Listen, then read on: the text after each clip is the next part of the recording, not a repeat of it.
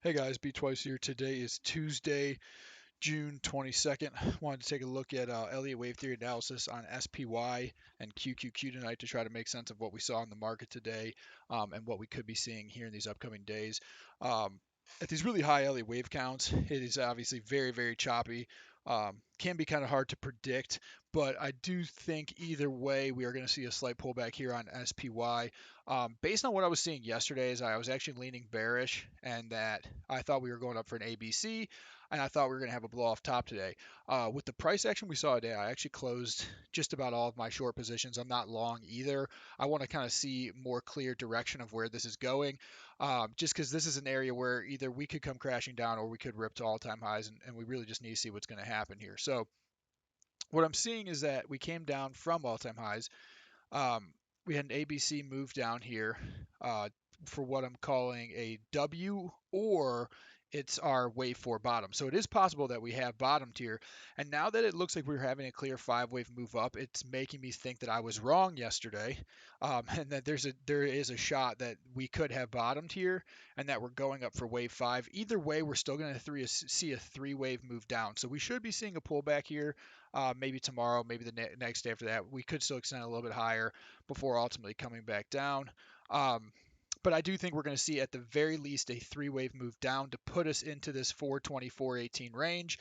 From there, the bulls want to see us catch support, and that'll be a wave 2 bottom, and then we'll rally to all-time highs from there. Um, if the bull case does stand, we could be seeing somewhere between 435, 440 in the near future.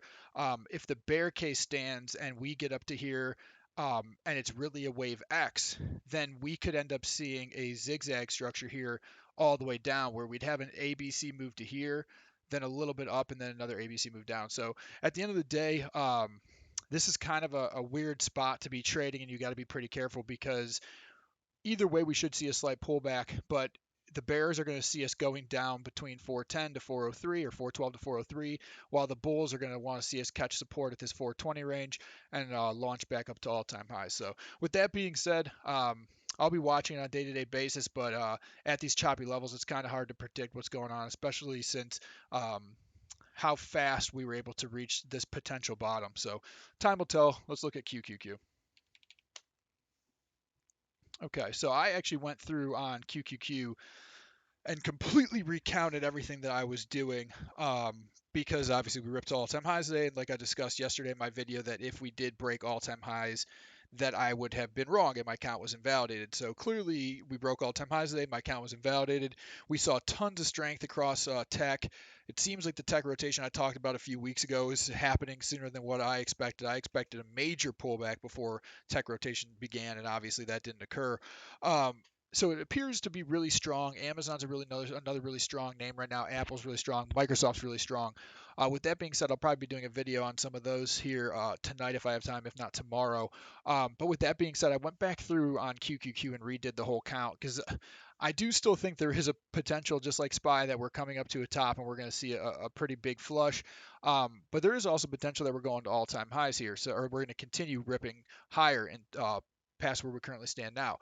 So with that being said, I went back through and redid the whole count. I was looking at a wave 1 up here before, and then that we would be pulling all the way back to like the 327 range.